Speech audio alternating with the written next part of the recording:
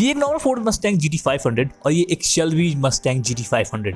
But difference क्या है आखिर इन दोनों में?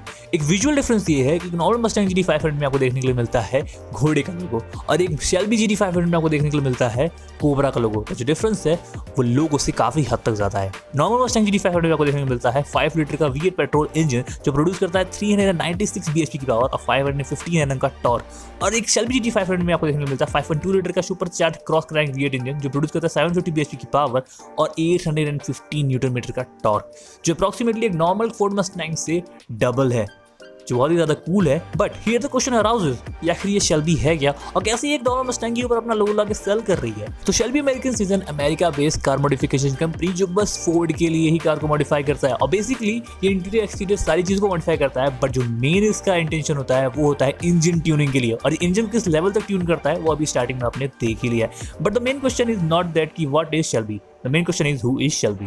There's a lot of designing, testing and trial runs behind every new innovation or new performance record. How do I know?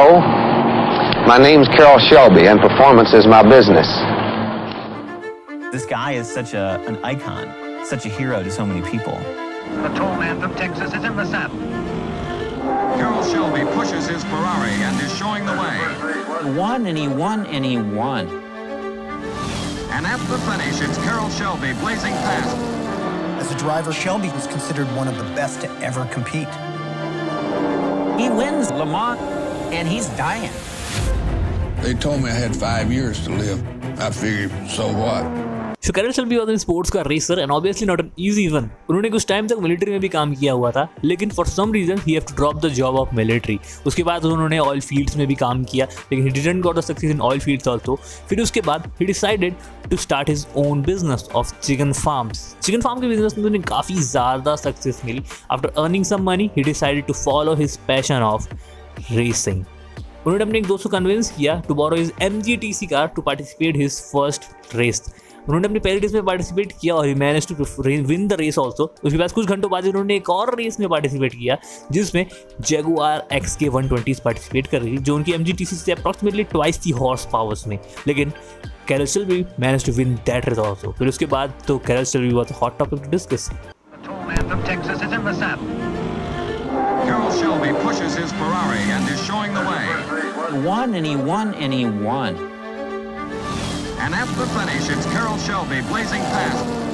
As a driver, Shelby ने अपने पूरे life time career में total 148 races में पार्टिसिपेट किया, जिसमें से 50 races में उन्हें विनर डिक्लेयर किया गया था। लेकिन जब शेल्बी अपने स्टार्टिंग फेज में थी, वो एक के बाद एक रेस जीतते जा रहे थे, तभी उन्हें ऑस्टन मार्टिन से ऑफर आता है to join Aston Martin. Shelby accepted the offer. फिर उसके बाद उन्होंने ऑस्टन मार्टिन के साथ बहुत सारी रेसेस जीती, बट उसी बीच उनके करियर का पिनिकल ईयर आता है ईयर 1959। इस ईयर में शेल्बी ने ऑस्टन मार्टिन के साथ जीता द 24 आवर ले मांस। 24 hour Le Mans is a very prestigious race, और उस टाइम पे इस रेस में फरारी का बहुत ही ज़्यादा दबदबा था। वो सबसे तगड़ा कंटेंडर था, और उस टाइम पे Carroll Shelby was the second American to win the Le Mans. He wins Le Mans and he's dying. They told me I had 5 years to live. I figured, so what? I might as well try to build a car that I dreamed of. Being an sports car racer, Carroll Shelby को बहुत सारी opportunities मिलती रहती थी अलग अलग sports car को drive करने की, जैसे कि जैगुआर और इटालियन रेस कार जैसे कि मैसेराती, फेरारी और अल्फा रोमियो। इन सभी कार्स में एक चीज़ कॉमन थी, उनकी हैंडलिंग। इन सभी इटालियन कार्स की हैंडलिंग बहुत ही परफेक्ट थी, बट एक चीज़ जो शेल्बी को बहुत ज़्यादा डिसअपॉइंट करती थी वो थी इन कार्स का अनरिलायबल इंजन। शेल्बी एक ऐसी कार चाहते थे जिसमें रिलायबल इंजन हो अमेरिकन का, बट जो हैंडलिंग हो वो इटालियन कार जैसी हो। बट इन्हीं सब के बीच में ही शेल्बी को कुछ हेल्थ इश्यूज आते हैं, जिसकी वजह से उनको रेसिंग क्विट करनी पड़ती है। But Shelby was not over yet. Shelby ने एज अ रेसर तो ले मांस जीत ही लिया था, बट अब उनका ड्रीम ये था कि वो एक ऐसी कार को मैन्युफैक्चर करें या फिर ऐसी कार को डिज़ाइन करें जो फिर से ले मांस जीते। And that's when the cobra come into the business. पहले शेल्बी जाता है शेवी के पास अपना ये आइडिया लेके, बट शेवी रिजेक्टेड द आइडिया क्योंकि ये बहुत ही जंबल स्टोरी है, हम इसको इंक्लूड नहीं करने वाले, डायरेक्ट कंक्लूजन में चलते हैं। फिर उसके बाद वो जाता है हेनरी फोर्ड द सेकंड के पास। हेनरी फोर्ड द सेकंड को जैसे ही पता चलता है कि शेल्बी के पास कुछ ऐसा आइडिया है जिससे वो रेस ट्रैक्स पे फरारी को भी बीट कर सकते हैं, इंस्टेंटली सेट यस, क्योंकि उस टाइम पे Ford versus Ferrari was the race track rivalry. After signing the deal with Ford, Shelby ने एक इंजन सोर्स किया फोर्ड से और एक एसी कार नामी कार कंपनी से कोलैबोरेशन में इन द ईयर 1961 उन्होंने एक कार को डिजाइन किया जिसमें एक V8 इंजन था फोर्ड का और उसके साथ साथ ही ब्रॉक वार्नर के T10 4 स्पीड ट्रांसमिशन थे और that's when the cobra first generation comes on the road. Cobra का जो पहला जनरेशन था वो अमेरिकन रेस ट्रैक्स के हिसाब से तो काफ़ी तेज था, इवन वो कॉर्वेट को भी हरा देता था, but when it comes to the Italian cars वो थोड़ा सा स्लो रह जाता था, जिसकी वजह से उसमें कुछ मॉडिफिकेशन करनी पड़ी। उसके इंजन्स में, उसके सस्पेंशन में, एरोडायनेमिक्स में मॉडिफिकेशन करके कोबरा का जनरेशन 2 बनाया गया। कोबरा का जो सेकंड जनरेशन था वो काफ़ी ज़्यादा फास्ट हो गया था। इवन उसने हिस्ट्री तो तब बना दी जब उसने फरारी को भी बीट कर दिया on the race of the world's manufacturers GT championship on 4 July 1965। ये पहली बार हो रहा था कि किसी भी अमेरिकन बेस्ड कार मैन्युफैक्चरर ने फरारी को रेस ट्रैक में बीट कर दिया था। Carroll was the world's greatest salesman. He could sell anything in the world. I went to Ford and said, if you loan me $25,000, I'll build you a car that'll blow the Corvette off. It's all it'll cost you.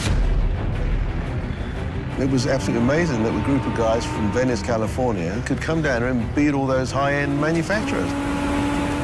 Ford had our first true competitor in the racing car business.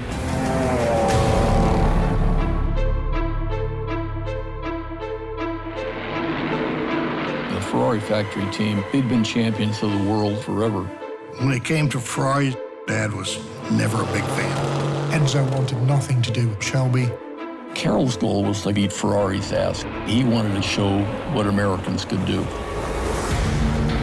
और इन्हीं सब के बीच में ही Henry Ford second ने Carol Shelby को call किया और एक और डील साइन कर ली, जिसमें हेनरी फोर्ड सेकंड ने कैरल शेल्बी से कहा कि वो एक ऐसी रेस ओरिएंटेड कार बनाए जो कि बेस्ड हो उनकी newly launch car Mustang GT 350 के ऊपर। लेकिन कैरल शेल्बी को स्टार्टिंग में नहीं लगता था कि मस्टैंग GT 350 के ऊपर भी कोई रेस ओरिएंटेड कार बनाई जा सकती है, क्योंकि वो कॉर्वेट से भी स्लो थी अगर स्पीड की बात करें तो। लेकिन वो बहुत ही ज़्यादा कंफ्यूज हो गए, इसलिए उन्होंने अपने एक दोस्त को कॉल किया। उन्होंने उनको एडवाइस किया कि अगर मस्टैंग GT 350 का अगर कोई भी रेस ओरिएंटेड वर्जन बनाना है तो उसमें काफ़ी मॉडिफिकेशन करनी पड़ेगी। उसमें उसके इंजन को बड़ा करना पड़ेगा, ब्रेक पैड्स को बड़ा करना पड़ेगा, सस्पेंशन में काम करना पड़ेगा और उसके एरोडायनेमिक्स में भी काफ़ी काम करना पड़ेगा। ये सारी एडवाइस देने के बाद शेल्बी ने उस कार पे काम करना स्टार्ट किया और rest is the history and we got our 1965 Shelby Mustang 350।